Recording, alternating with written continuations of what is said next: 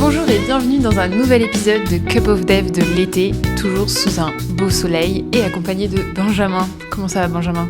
Mais salut Marianne, bah écoute, ça va très bien, hein, comme toujours. Comme toujours, ça fait plaisir. C'est l'été, on est motivé, hein, qu'il fasse beau ou pas, c'est l'été, c'est appréciable. Et oui. Et d'ailleurs, donc pour l'été, on fait ces formats courts et chill. Et n'oubliez pas que vous pouvez aussi nous retrouver en vidéo sur YouTube. Une grande nouveauté. Et oui. On s'essaye à la vidéo. On tente des choses. Donc aujourd'hui, on se retrouve tous les deux pour discuter de la veille. Un grand mot dans le monde du dev et de la tech en général. Qui peut faire débat. Alors débat, je sais pas, mais en tout cas, c'est un grand sujet, ça c'est sûr. Il y a forcément des gens qui sont très à cheval dessus, qui pensent que c'est le b.a.-ba, qu'il faut absolument en faire énormément. D'autres qui n'aiment pas ça, donc il y a vraiment de tout, ça c'est sûr. Assez varié. Ouais. Et donc, toi, Benjamin, est-ce que tu fais de la veille ? Direct, comme ça. Je te lance la perche. Eh bien, c'est une très bonne question, Marianne. Est-ce que tu vas me répondre oui et non, comme à chaque fois ? Un petit peu, c'est sûr. Mais la veille, en équipe, je fais un peu de veille. J'aime beaucoup en faire en équipe. J'ai beaucoup de mal à en faire tout seul. Ah oui. Ouais, parce que la flemme, globalement. Chiant. Très chiant. Ouais, et puis c'est surtout qu'une fois que t'as... Même si j'aime beaucoup ce que je fais, c'est pas non plus En fait, c'est même pas une question de passion ou pas, c'est une question qu'il y a d'autres trucs qui m'éclatent. Ouais. Et que quand je sors du boulot, j'ai envie de faire d'autres trucs. Donc c'est pas une question d'aimer, pas aimer, de passion ou autre, c'est en fait... j'aime bien d'autres choses, et quand je sors de mon cadre de travail, comme j'ai fait ça tout le temps, même si des fois ça m'éclate, et ça m'est même déjà arrivé de faire des projets à côté et autres, mais j'ai envie de faire d'autres choses, quoi. Donc la veille tout seul en dehors, c'est extrêmement rare. Par contre en équipe, ça motive beaucoup.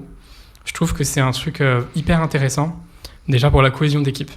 Parce que du coup, quand tu arrives à réserver du temps à toute ton équipe, ne serait-ce qu'une heure et demie par semaine, nous on faisait ça aussi, avant c'était pas mal.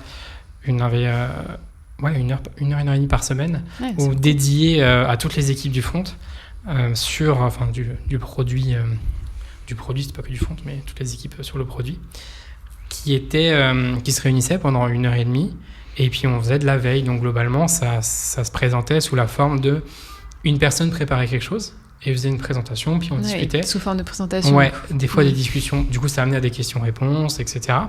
Et les présentations, il y avait de tout. C'est-à-dire qu'il y avait j'ai fait une PR la semaine dernière, j'ai découvert ça, regardez ce que j'ai fait, je vous fais une petite démo de comment ça marche, on en discute. Il y avait on est en train de passer de vue, migrer vue 2.7, du coup on est en train de passer tout à la composition API parce qu'on a décidé qu'on allait faire ça, voilà comment j'ai fait, donc des trucs un peu plus costauds. Des nouvelles archis, on commence à mettre de l'archi hexagonale sur le bac, regardez comment ça se présente. Et il y avait des trucs carrément qui avaient rien à voir avec le projet, où c'était vraiment un truc complètement rien à voir, quoi. Je me souviens qu'on avait notre tech lead transverse qui nous avait fait une présentation sur un bug qu'il y avait eu il y a quelques années chez Twitter, il me semble. Mais du coup, en plus c'était un problème réseau, donc nous on fait pas du tout de réseau. Et du coup, c'était intéressant, quoi. Il a fait ça sur une demi-heure, il nous a présenté le truc avec les schémas des DNS et les différents rebonds des serveurs et tout.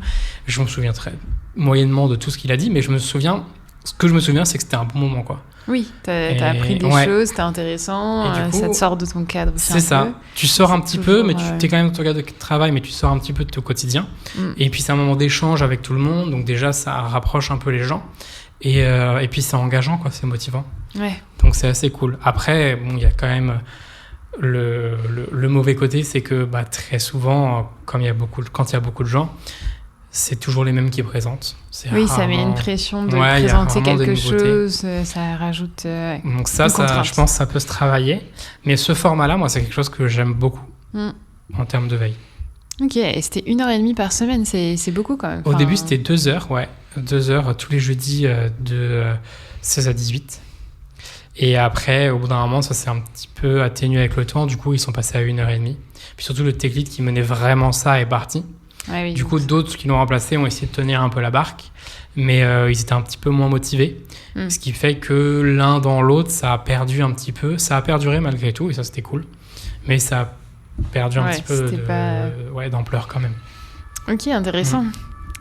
Et je reviens un peu sur ce que tu disais au début. C'est intéressant que quand on parle de veille, automatiquement, on pense à de la veille en dehors de nos horaires de travail.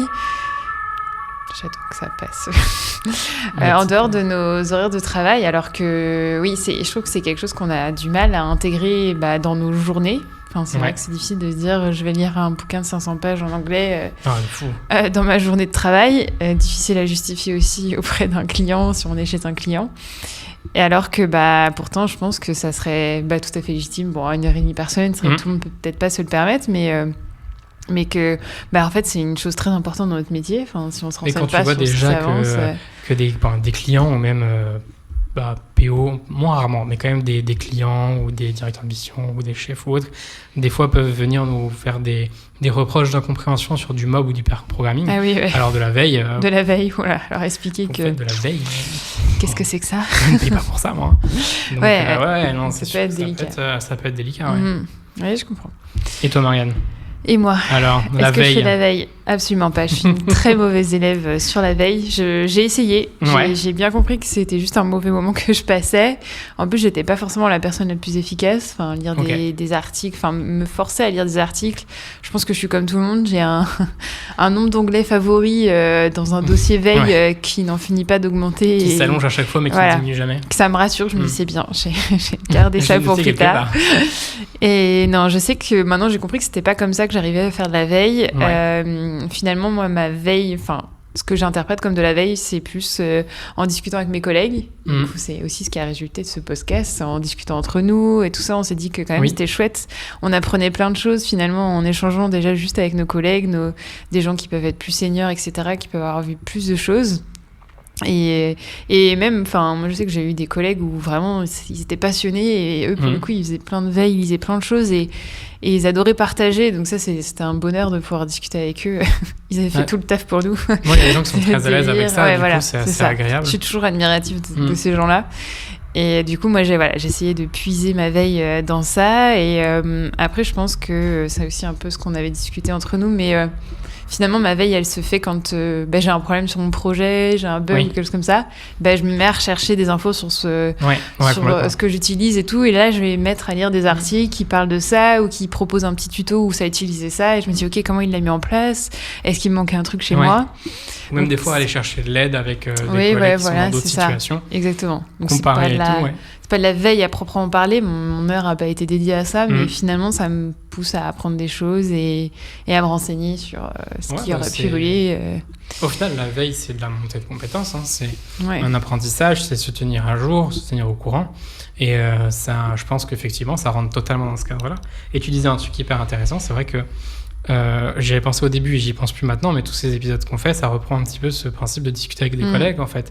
Tous ces échanges, nous on a de la chance d'avoir des échanges de qualité avec des gens qu'on connaît des fois très bien et des fois un petit peu moins, mais malgré tout les échanges sont tous très qualitatifs, passent toujours un bon moment et c'est des très bons moments de veille quoi.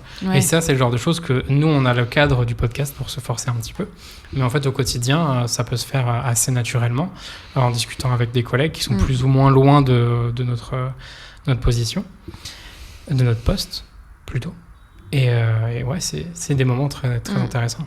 Ouais, et très, très précieux. Les partages de connaissances, les rex, c'est ça finalement, cool. C'est ça, passer par ça. Et du coup, si tu devrais ajouter un petit peu de veille dans ton quotidien. Si je devais en rajouter. Ouais. Qu'est-ce qui te semblerait acceptable? C'est dur, parce que j'ai essayé plein de choses. Moi, on m'avait dit plein de conseils, d'autres collègues qui font de la veille. Ils disaient oui, le matin avant mon délit, je prends une demi-heure pour lire des articles, tout ça. Ouais. J'ai essayé, ça tenait pas. Lire les articles, là, par contre, ce que je disais tout à l'heure, par contre, j'ai un problème. Ouais, c'est ça. Un peu la flemme de lire un article, juste pour lire un article. Juste pour lire un article, c'est ça. Est-ce que, en plus, derrière, moi, je sais qu'en plus, j'ai une façon d'apprendre et de retenir les choses qui ne se contente pas de lire quelque chose. Il faut le pratiquer. J'ai besoin de le pratiquer, je pense comme beaucoup de gens. Et ça me suffit pas pour prendre en main et vraiment intégrer les choses de juste lire. Et du coup, ça n'a pas d'intérêt. Enfin, pour moi en tout cas. Et donc ça, j'ai essayé. On en parlait l'autre jour, là, quand tu as ta page d'accueil par défaut là, de navigateur, ça te propose plein d'articles sur le développement. Ça, c'est pareil, mais de toute façon, ça retourne sur des articles. Après, je sais qu'on m'avait pas mal conseillé de regarder des conférences en ligne, parce que souvent, du coup, c'est gratuit. Enfin, il y en a disponible gratuitement. Et c'est vrai que ça, je pense que ça pourrait être intéressant. Après, il faut que je trouve le bon moment pour ça. Parce que je trouve que des fois, j'ai trop tendance à mettre ça en fond et plus trop écouter. Et du coup, il faut quand même une écoute active quand même, quoi, parce que c'est quand même des sujets plus ou moins importants. Donc bon, si c'est juste pour mettre un bruit de fond, ça, c'est pas aussi pertinent. Et tu vois, ça me fait soulever 2 choses. C'est déjà le bon moment. Oui. Et après, c'est le bon thème aussi. Parce qu'effectivement, je te rejoins énormément sur le côté où si je dois lire des trucs sur du code, mais en fait, ça me sert pas à grand-chose si j'ai pas le problème maintenant. Parce que si je l'applique pas, je sais que je vais pas retenir. Oui. Donc du coup, toute cette partie-là de vraiment lire des articles liés au code, il faut que ce soit lié à une problématique et que je vais pouvoir l'appliquer maintenant. Sinon, je sais que ça sert à rien. Par contre, toute la partie soft skills, c'est quelque chose sur lequel je suis un peu plus friand. Et notamment que ce soit du YouTube ou du podcast. Je sais que par exemple, à un moment, sur la partie gestion du temps, je m'étais un peu formé et beaucoup renseigné sur des méthodes comme GTD ou autres. Et j'avais beaucoup écouté de podcasts et regardé des vidéos et ça m'avait vachement aidé à changer 2-3 trucs. Il y a beaucoup de choses que j'ai pas appliquées, mais au moins, j'avais quand même vraiment appris la théorie. Je l'avais bien retenu. C'est des choses beaucoup plus théoriques, en fait. Ça permet et puis c'est des choses que tu peux concevoir sans pratique, enfin, en pratiquant, mais comment dire, c'est pas aussi terre à terre que du code. Oui, et du coup, technique aussi, quoi. Ouais, c'est ça. Donc tu peux, c'est plus accessible, je trouve, via ce biais-là. Et là, j'avoue que moi, ça marchait bien. J'aimais beaucoup les vidéos YouTube. Effectivement, les podcasts et tout, ça fonctionne bien pour moi. Alors qu'effectivement, le technico-technique, là, sans pratique derrière, sans but, sans problème à résoudre, c'est plus compliqué. Ça ne fonctionne adapter, pas. Quoi. Et du coup, ça a été un point où, malgré tout, voilà, les articles ou les vidéos podcasts sont très bons pour mon cas dans ce cadre-là. Ça fonctionne bien. Ouais, c'est vrai que les soft skills, je pense que tu peux plus te permettre d'écouter pas aussi attentivement, j'imagine, que quelque chose de plus technique où il va falloir bien comprendre les tenants et aboutissants. Ouais, effectivement, c'est vrai que je pense beaucoup plus à des trucs très tech, alors que les soft skills, ça rentre aussi en compte. Les soft skills, c'est plus... Disons que tu peux plus facilement te projeter sur une mise en pratique et du coup en retenir des éléments, alors que sur du code, se projeter sur une mise en pratique si tu l'as pas codé et que t'as pas vu si ça marche ou pas, ou corrigé, voilà. Si dans ton cas ça marche. Ouais, c'est un peu plus... T'acceptes un peu la théorie de la personne. Ouais, tu dis ok, ouais, peut-être. Ouais, c'est ça, si tu le dis, ça doit être ça. Alors que soft skill, tu te projettes beaucoup plus sur des petites choses que tu peux faire au quotidien. Et du coup, ça te permet d'avoir, en fait, au final, c'est ce côté pratique. Tu l'as parce que c'est des choses que tu fais, comment dire, c'est pas un algo que tu vas écrire, quoi. C'est vraiment des choses que tu fais, donc tu peux te projeter sur comment changer ton organisation. Et ça, c'est plus facile de le faire, tu peux le faire en regardant un podcast, en t'imaginant le faire, alors que imaginer écrire un code ou un algo, tu peux le faire, mais je suis pas sûr que t'en retiens grand-chose. C'est un gros effort, quoi, en plus. Et puis il y a certains soft skills, comme tu disais, par exemple optimiser sa gestion du temps, la concentration, c'est même quelque chose que tu peux appliquer dans ta vie de tous les jours, pas forcément au travail. Donc j'imagine que ça aide aussi à faire ça aussi en dehors de tes horaires ou à appliquer à tout moment, quoi, dans ta vie. Donc ça doit aider. Et du coup, il y a un autre point que je trouvais hyper intéressant que tu as relevé, c'est le bon moment. Est-ce que tu penses qu'il y a un bon moment ? J'aimerais bien.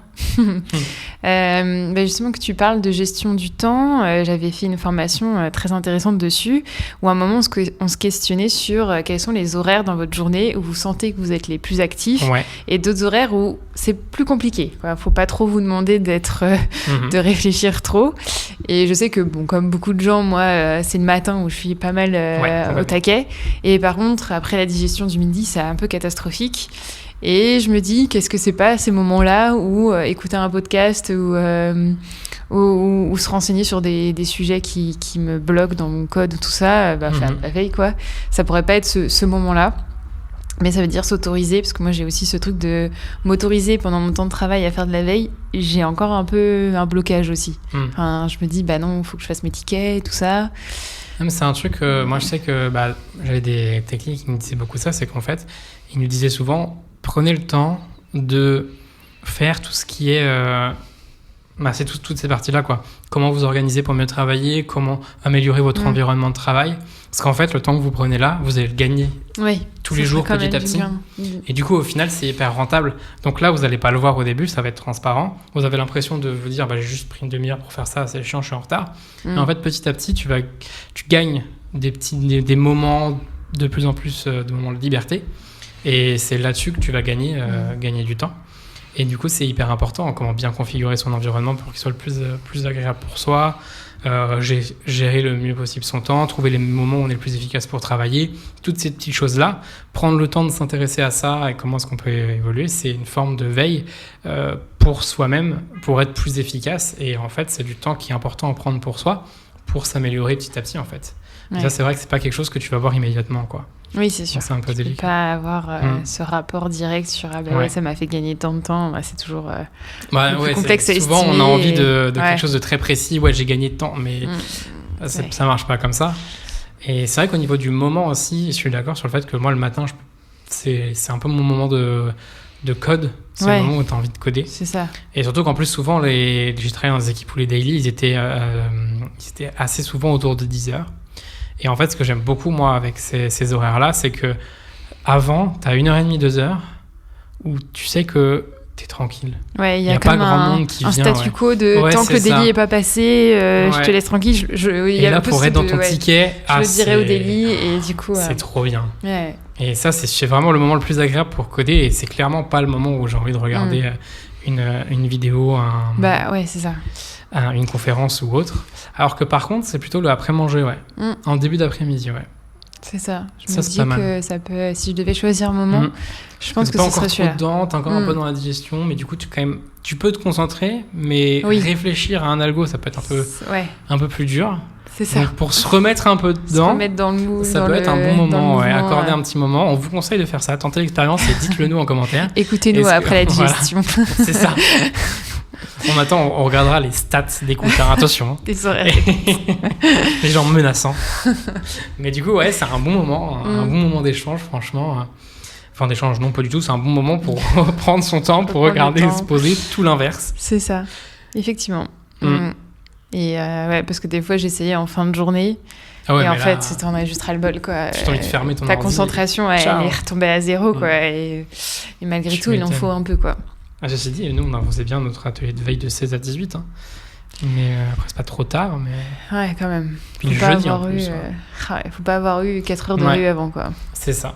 Ou de mob. C'est un autre débat. Un autre épisode. mais en tout cas, c'est vrai que c'est quand même des moments cool à prendre pour soi. Et ça fait quand même plutôt progresser. C'est sympa. Je pense que ça reste important. Surtout sur la partie soft skills, c'est quand même hyper cool de pouvoir se former par des conférences, des vidéos, des podcasts, ce genre de choses. Et puis le côté un peu gratifiant d'avoir trouvé les choses par soi-même et d'avoir un peu fabriqué, parce que c'est un peu ça, c'est qu'on va souvent lire des choses qui ont été théorisées. Et en vrai, appliquer un théorème ou appliquer une méthode telle quelle, ça marche rarement. Et c'est surtout ce côté où je vais regarder les trucs et puis je vais dire tiens, cette petite partie-là, ça serait cool. Je vais prendre cette petite partie-là ici. Puis là-bas, je vais prendre ça. Et du coup, c'est ce côté gratifiant de j'ai construit mon truc à moi, petit à petit, par étape, quoi. Et ça, c'est cool. Intéressant. Ouais. Et je pense qu'on a fait un petit tour sympa sur la veille. Sur comment faire la veille et à quel moment. C'est important. C'est important. Je pense qu'on est assez d'accord en plus là-dessus. Je pense que ma prochaine pause déj se finira sur une petite conférence. Je testerai. Ça marche. Et écoute, merci encore. Merci à toi, Benjamin. Pour cet échange. Et puis merci à vous d'avoir été là. Et à très vite pour un prochain épisode. À très vite. Ciao.